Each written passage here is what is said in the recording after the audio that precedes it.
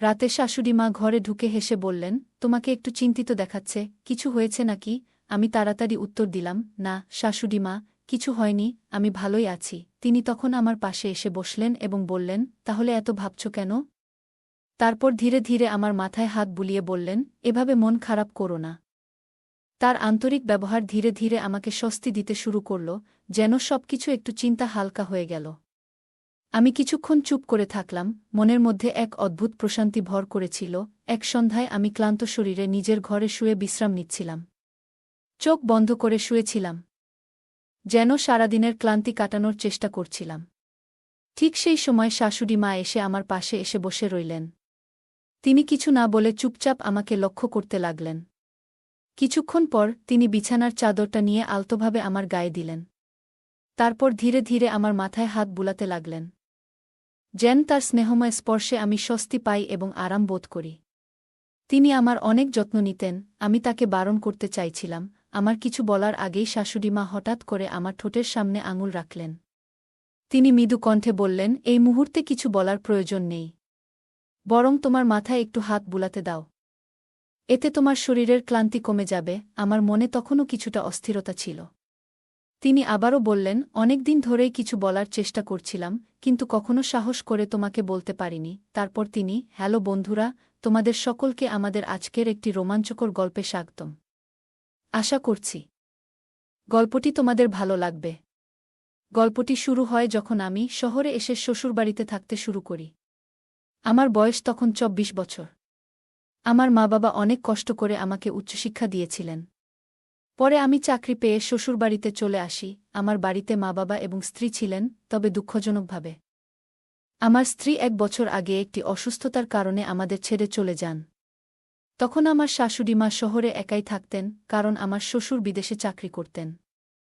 আমার শাশুড়িমায় মা বাবাকে বলেছিলেন, কুনাল জামাইকে আমার কাছে পাঠিয়ে দাও, সে এখান থেকে নিজের দায়িত্ব পালন করতে পারবে। মা বাবা ভেবেছিলেন এটা আমার জন্য ভালো সিদ্ধান্ত হবে, কিন্তু তারা জানতেন না যে এর পেছনে অন্য কোনো উদ্দেশ্য লুকিয়ে আছে। আমি আমার মা বাবার কথামতো শ্বশুরবাড়িতে থাকতে শুরু করলাম এবং সেখান থেকেই প্রতিদিন আমার কাজের জন্য বের হতাম। শাশুড়িমা প্রথম থেকেই আমার সাথে খুবই বন্ধুভাবাপন্ন আচরণ করতেন।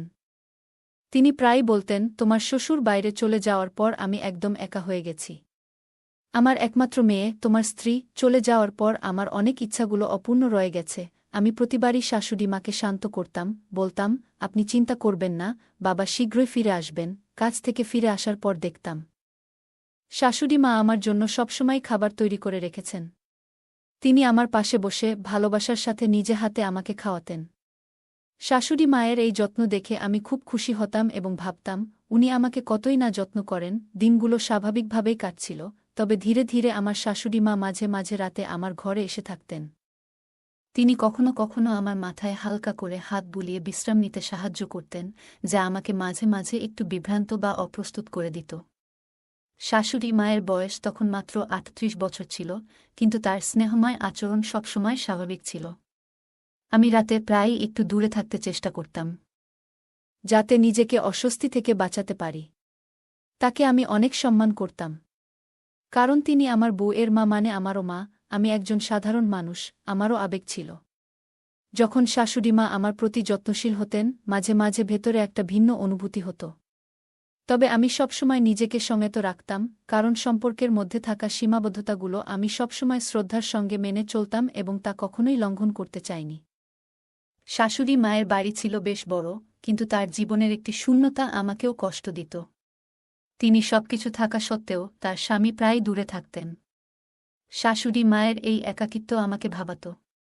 যদিও আমাদের বাড়ির অবস্থা এত ভালো ছিল না, তবুও তার প্রতি আমার মমতাও কম ছিল না। শাশুড়ি মায়ের বিয়ের ১ বছর পর তাদের এক কন্যা সন্তান হয়েছিল। যখন সেই মেয়ে ১৮ বছর বয়সে পৌঁছেছিল তখন তার সাথে বিয়ে হয়, কিন্তু বিয়ের ১ বছরের মধ্যেই সে অসুস্থতার কারণে আমাদের ছেড়ে চলে যান। এর ফলে শাশুড়ি মায়ের আর কোনো সন্তান ছিল না। আমি সবসময় ভাবতাম, শাশুড়িমা হয়তো আমাকে তার সন্তানের মতোই ভালোবাসেন, কিন্তু হয়তো সেটি আমার ভুল ধারণা ছিল। শাশুড়িমা প্রায় রাতে আমার মাথায় হাত বুলিয়ে বলতেন, তোমার শ্বশুরের খুব অভাব অনুভব করি, আমি তাকে শান্ত করার চেষ্টা করতাম, বলতাম, শ্বশুরজি কাজের কারণে বিদেশে গেছেন, যদি তিনি দেশে কাজ পেতেন তাহলে কখনোই আপনাকে ছেড়ে দূরে যেতেন না।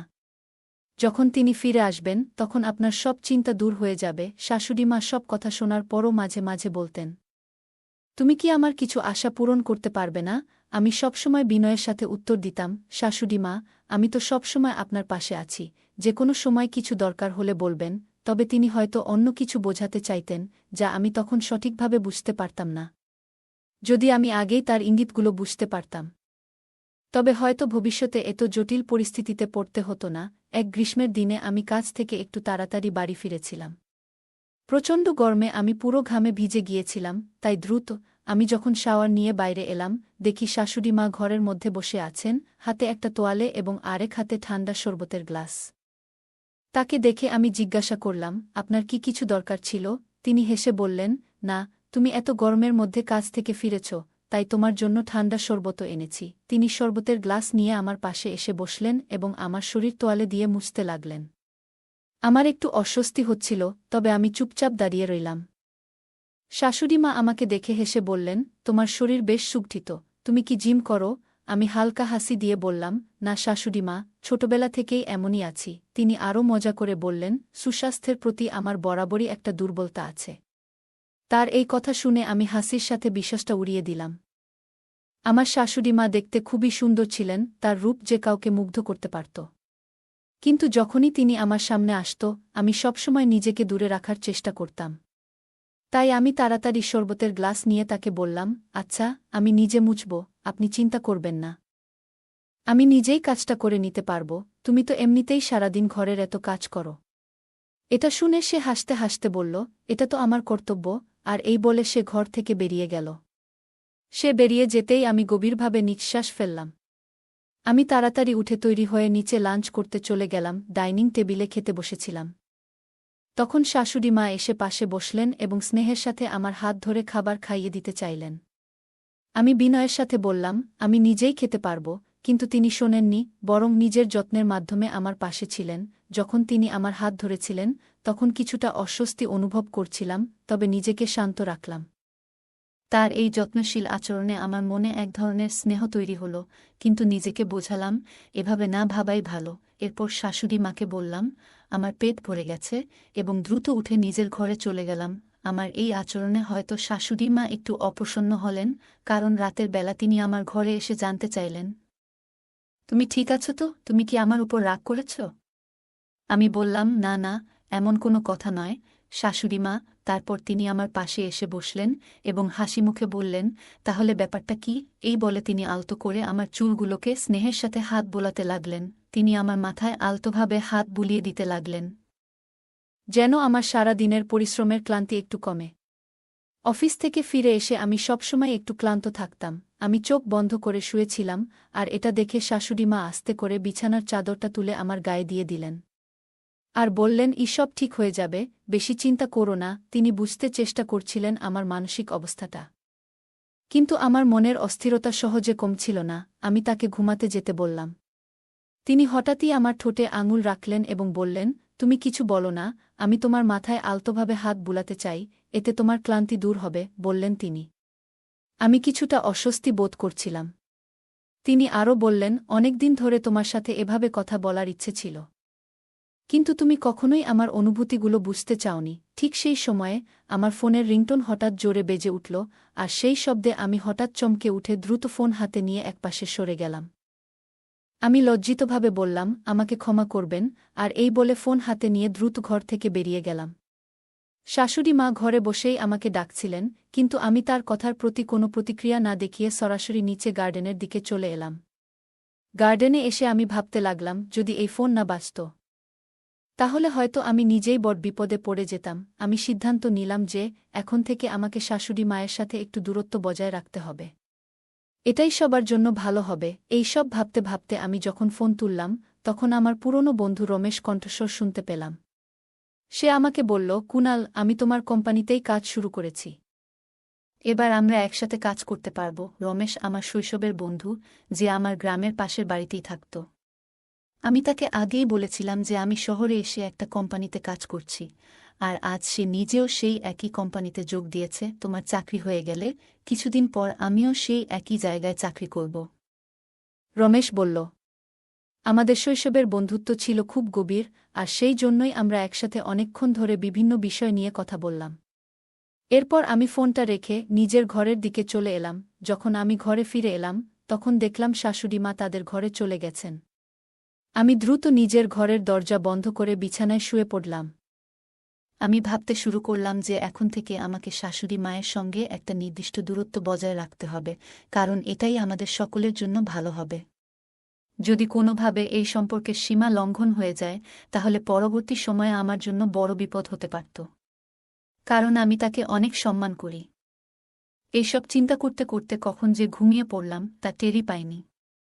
সকালে ঘুম থেকে উঠতে একটু দেরি হয়ে গিয়েছিল, যখন শাশুড়ি মা দরজায় টোকা দিয়ে বলছিলেন, কুনাল, আজ ডিউটিতে যাওয়ার কথা ভুলে গেছ নাকি? এটা শুনে আমি তাড়াতাড়ি সাড়া দিয়ে উঠলাম এবং ফ্রেশ হওয়ার জন্য বাথরুমে চলে গেলাম।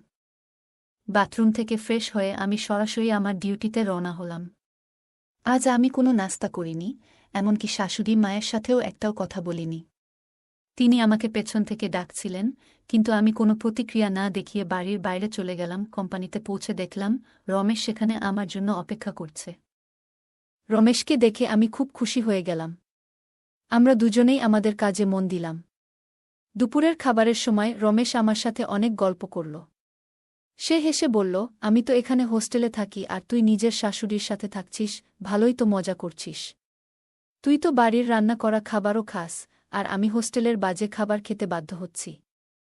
আমি মুচকি হেসে বললাম, রাতের ডিনার আমরা একসাথে করব। রমেশ বলল, কিন্তু আমি তো তোর শাশুড়ির বাড়ির ঠিকানা জানি না। আমি বললাম, এ নিয়ে তুই চিন্তা করিস না, আমি তোকে লোকেশন পাঠিয়ে দেব। দিনটা পুরোপুরি অফিসেই কাটল।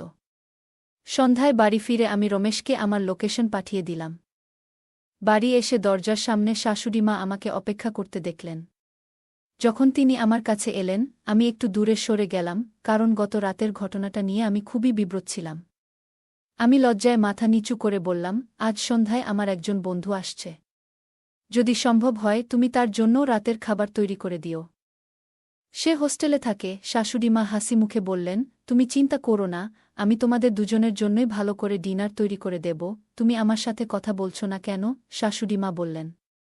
আমি কিছু না বলে দ্রুত নিজের ঘরের দিকে চলে গেলাম। সন্ধ্যায় যখন আমার বন্ধু রমেশ আমাদের বাড়িতে এলো, তখন দরজা শাশুড়ি মাই খুললেন। আমি তখন বাথরুমে ছিলাম। যখন বাইরে এসে দেখি রমেশ আর শাশুড়ি মা সোফায় বসে হাসিমুখে গল্প করছে।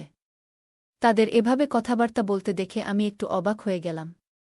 তারপর রমেশ আমাকে মজা করে বলল, তোর শাশুড়ি তো খুবই মজার মানুষ, এখানে থাকলে তো তুই বেশ ভালোই আছিস। ওর কথা শুনে আমার মনে এক অদ্ভুত অনুভূতি হল। গত রাতের ঘটনাগুলো মনে পড়ে আমি আবার একটু মন খারাপ হয়ে গেল। কিন্তু আমি দ্রুত সেই ভাবনাগুলো ঝেড়ে ফেলে দিলাম এবং রমেশের সাথে গার্ডেনে গিয়ে গল্প করতে শুরু করলাম। কিছুক্ষণ পর শাশুড়িমা আমাদের জন্য নাশতা নিয়ে এলেন। রমেশ আর শাশুড়িমা একে অপরকে দেখে একটু হাসি দিল। নাশতা রেখে শাশুড়িমা আবার নিজের ঘরের দিকে চলে গেলেন। রমেশের সাথে গল্প করতে করতে হঠাৎ আমার ফোন বেজে উঠল। ফোনটা বাড়ি থেকে এসেছিল। আমি কথা বলতে বলতে নিজের ঘরে চলে গেলাম। আমার মা-বাবা আমার খোঁজখবর নিচ্ছিলেন এবং বললেন, অনেক দিন হয়ে গেল, তোর সাথে তেমন কথা হয়নি। আমি মা-বাবার সাথে ঠিকমতো কথা বলতে পারিনি, তাই প্রায় 15-20 মিনিট ধরে ফোনে তাদের সাথে কথা বললাম। কথা শেষ করে যখন বাইরে এলাম, তখন দেখলাম গার্ডেনে শাশুড়ি মা আর রমেশ একসাথে বসে মিষ্টি কথোপকথনে মগ্ন। আমি তাদের কাছে গিয়ে দাঁড়াতেই তারা দুজনেই হঠাৎ চুপ করে গেল। রমেশ আমার দিকে তাকিয়ে মুচকি হেসে বলল, ভাই, এখন আমি উঠি। আমি তাকে বললাম, তুই তো ডিনার করিসনি, খেয়ে তারপর যাস। সে হেসে বলল, আন্টি এত ভালো নাশতা খাইয়েছে যে আমার পেট একেবারে ভরপুর, আর ডিনার করতে পারব না। আরেকদিন এসে খাবো। এই বলে সে দ্রুত বেরিয়ে গেল। রাতের খাবার আমি আর শাশুড়িমা একসাথে খেলাম, কিন্তু আমরা একে অপরের সাথে বিশেষ কোনো কথা বলিনি। ডিনার শেষ করে আমি চুপচাপ নিজের ঘরে চলে গেলাম এবং দরজাটা ভেতর থেকে লক করে দিলাম, যাতে শাশুড়িমা আমার ঘরে আর না আসেন। এরকমই আমার দিনগুলো কেটে যাচ্ছিল। আমার আর রমেশের বন্ধুত্বও অনেক ঘনিষ্ঠ হয়ে উঠেছিল। আমরা প্রায়ই দুপুরের খাবার এবং রাতের খাবার একসাথে খেতাম, আর কখনো কখনো রমেশ আমার বাড়িতে থেকে যেত। এক রাতে রমেশ আমার ঘরে আমার সাথে শুয়েছিল। হঠাৎ গভীর রাতে আমার প্রচণ্ড পিপাসা পেল, তাই আমি উঠে বসে দেখি রমেশ পাশে নেই। আমি ভাবতে শুরু করলাম, সে রাতের বেলায় কোথায় গেল। আমি যখন পানি নিতে কিচেনের দিকে গেলাম, দেখি রমেশ শাশুড়ি মায়ের ঘরের বাইরে দাঁড়িয়ে তার সাথে গল্প করছে। আমি কাছে যেতেই বশির আমাকে বলল, আমার খুব পিপাসা পেয়েছিল, তাই আমি পানি নিতে উঠেছিলাম। পথে তোমার শাশুড়িমা আমাকে দেখলেন এবং কথা বলতে শুরু করলেন। আমি মুচকি হেসে বললাম, ঠিক আছে, আমি কিচেন থেকে পানি নিয়ে আসছি। পানি নিয়ে যখন ফিরে এলাম, তখন তাদের কথাও শেষ হয়ে গিয়েছিল। রমেশ আবার আমার সাথে ঘরে ফিরে এলো। আমি যখন বিছানায় শুয়েছিলাম, তখন আমার মনের মধ্যে একটু অস্বস্তি হতে লাগল। আমি যখনই শাশুড়িমা এবং রমেশকে একসাথে কথা বলতে দেখতাম এবং তাদের কাছে যাওয়ার চেষ্টা করতাম, তখন তারা হঠাৎ চুপ হয়ে যেত। তবে আমি ভাবলাম হয়তো আমি কিছু বেশি ভাবছি। তাই সেই চিন্তাটা মাথা থেকে সরিয়ে দিয়ে চুপচাপ ঘুমিয়ে পড়লাম। পরের দিন যখন আমি ডিউটিতে গেলাম, দেখি রমেশ আসেনি। আমি ওকে ফোন করলাম, আর ও বলল যে সে গ্রামের কাজে গেছে। রমেশ ছাড়া আমারও কাজের মধ্যে মন বসছিল না। সন্ধ্যায় যখন আমি বাড়ি ফিরলাম, দেখি শাশুড়িমা অনেক মজাদার খাবার তৈরি করেছেন। আমি মজার ছলে জিজ্ঞাসা করলাম, আজ আপনি এত খাবার কেন তৈরি করলেন? তিনি হাসিমুখে বললেন, আজ মন চেয়েছিল, তাই বানিয়ে ফেললাম, কিন্তু খাবারের পরিমাণ দেখে মনে হচ্ছিল যেন ৩ জনের জন্য খাবার বানানো হয়েছে। যদিও বাড়িতে আমরা শুধু দুজন ছিলাম, আমি আর শাশুড়িমা। তবে আমি আর কোনো প্রশ্ন করিনি এবং চুপচাপ নিজের ঘরের দিকে চলে গেলাম। রাতে আমি শুয়ে পড়লাম, কিন্তু হঠাৎ গভীর রাতে শাশুড়ি মায়ের ঘর থেকে কোনো শব্দ আসতে শুরু করল। রাতে আমি শাশুড়ি মায়ের ঘর থেকে কিছু শব্দ শুনতে পেলাম। আমি ভাবলাম হয়তো উনি ফোনের শ্বশুর মশাইয়ের সঙ্গে কথা বলছেন, কারণ উনি অনেক দিন ধরে বাইরে আছেন। শাশুড়ি মায়েরও কিছু ব্যক্তিগত কথা থাকতে পারে, এটাই ভেবে আমি বিষয়টি নিয়ে বেশি চিন্তা না করে আবার ঘুমিয়ে পড়লাম। এইভাবেই আমার দিনগুলো কাটছিল, কিন্তু রমেশকে ১ সপ্তাহেরও বেশি সময় হয়ে গেল। সে এখনও ফিরে আসেনি। রাতের বেলা শাশুড়ি মায়ের ঘর থেকে আসা শব্দগুলো আমাকে বেশ অস্থির করত, কিন্তু আমি ভাবতাম উনি হয়তো নিয়মিতই ফোনে কথা বলছেন, তাই আমি বিষয়টি উপেক্ষা করতাম। প্রতিদিন সকালে আমি রমেশকে ফোন করার চেষ্টা করতাম, কিন্তু সে ফোন কেটে দিত। আমি মনে করতাম হয়তো সে কোনো কাজে ব্যস্ত। ধীরে ধীরে রমেশের কোনো খবরই পাচ্ছিলাম না। সে অফিস আসা বন্ধ করে দিয়েছিল, আর আমার ফোনও ধরছিল না। তবে প্রতিদিন রাতে যখন আমি বাড়ি ফিরতাম, শাশুড়িমা ৩ জনের জন্য খাবার তৈরি করে রাখতেন। আমি যখন তাকে জিজ্ঞাসা করতাম, উনি কিছু না কিছু অজুহাত দিতেন। এসব ঘটনা আমাকে অনেকটা চিন্তিত করে তুলেছিল। রাত গভীর, আমি বিছানায় শুয়েছিলাম, কিন্তু হঠাৎ আমার শাশুড়ির কণ্ঠস্বর শুনতে পেলাম। তিনি কারো সাথে হাসি মুখে কথা বলছেন। কৌতূহল ভর করল, এবং মনে হলো একবার গিয়ে দেখে আসি তিনি কার সাথে এত হাসি মুখে কথা বলছেন। কিন্তু আবার নিজেকে সংযত করলাম, ভাবলাম হয়তো শ্বশুরমশাইয়ের সাথেই কথা বলছেন। এসব পারিবারিক ব্যাপারে নিজেকে না জড়ানোই ভালো, তবুও আমার মন কিছুতেই স্থির হচ্ছিল না। শেষ পর্যন্ত অর্ধ ঘণ্টা অপেক্ষা করার পর আমি আস্তে আস্তে দরজা খুলে বাইরে বের হলাম এবং পা টিপে টিপে শাশুড়ির ঘরের দিকে এগোলাম। ঘরটি ভিতর থেকে বন্ধ ছিল। আমি জানালার পাশ দিয়ে উকি দিয়ে দেখলাম শাশুড়ি মশাই কারো সাথে কথা বলছেন। আমি শুনতে পেলাম তিনি বলছেন, তুমি তো ভালোই কুণালকে বোকা বানালে। নিজের নাম শুনে আমি বিস্মিত হলাম এবং ভাবতে লাগলাম, এই মানুষটি কে হতে পারে। আমি একটু এগিয়ে উকি দিয়ে তাকালাম, আর দেখলাম আমার পুরনো বন্ধু রমেশ সেখানে দাঁড়িয়ে আছে। তাকে দেখে আমি একেবারে অবাক হয়ে গেলাম। রমেশ হাসিমুখে শাশুড়ি মায়ের সাথে কথা বলছিল, আর বলছিল, আপনার সৌন্দর্য সবসময় আমাকে মুগ্ধ করেছে। এই দেখে আমি হতভম্ব হয়ে গেলাম এবং বুঝতে পারলাম পরিস্থিতি কিছুতেই স্বাভাবিক নয়। রমেশ আমার অনেক ভালো বন্ধু ছিল, কিন্তু শাশুড়ি মায়ের প্রতি তার এই আচরণ আমাকে অবাক করেছিল। রমেশ বলছিল, কুণালকে আমি মিথ্যে বলছি যে আমি গ্রামের কাজে গিয়েছি। তাদের দুজনের কথা শুনে আমি পুরো ঘটনা স্পষ্টভাবে বুঝতে পারলাম। সবকিছু পরিষ্কার হয়ে গেল। আমি দ্রুত রাগে ফেটে পড়ে দরজার দিকে গেলাম। দরজার কড়া খোলা ছিল, তাই আমি এক ধাক্কায় সেটি খুলে ফেললাম। রমেশ আমাকে দেখে হতবাক হয়ে গেল। সে বলল, কুণাল, তুমি এখানে? আমি বললাম, এটা আমার প্রশ্ন করার কথা। তুমিই বলো, তুমি এখানে কি করছো, তাও এমন রাতে? আমার শাশুড়ির সাথে? রমেশ কিছু বলার চেষ্টা করছিল, কিন্তু আমি আর অপেক্ষা না করে তাকে চড় মারলাম। আমি বললাম, তুমি আমাকে কত মিথ্যে বলবে? তুমি তো আমার ঘনিষ্ঠ বন্ধু ছিলে। আমার সাথে এভাবে প্রতারণা করলে কেন? রমেশ মাথা নিচু করে দাঁড়িয়ে রইল। শাশুড়ি মাও চুপ করেছিল। রমেশ বলল, প্রথমবার যখন আমি তোমার বাড়িতে এসেছিলাম, তখন তোমার শাশুড়ি আমার পাশে এসে বসে আমার সাথে কথা বলা শুরু করলেন। ধীরে ধীরে তার সাথে আমার যোগাযোগ বাড়তে লাগল এবং একদিন তার নম্বরও আমার সাথে শেয়ার করলেন। এরপর থেকে আমাদের কথাবার্তা বাড়তে লাগল। এক রাতে তিনি আমাকে বাড়িতে ডাকলেন এবং বললেন, কুণালকে মিথ্যে বলো, তুমি গ্রামের কাজে গিয়েছ। তারপর থেকে প্রায় প্রতিদিনই তিনি আমাকে ডেকে আসতেন। এসব কথা শুনে আমার মাথা গরম হয়ে গেল। আমি অবাক হলাম যে শাশুড়ি কেন ৩ জনের জন্য খাবার তৈরি করতেন। রমেশ তখন বলল, বিশ্বাস করো কুণাল, এখানে আমার কোনো দোষ নেই। আমি শুধু বিভ্রান্ত হয়েছিলাম। আমি তাকে রাগের সাথে বললাম, তুমি আমাকে ধোঁকা দিয়েছ। আমি রমেশকে বললাম, আর ধোঁকার পরিণাম তুমি খুব ভালোই জানো।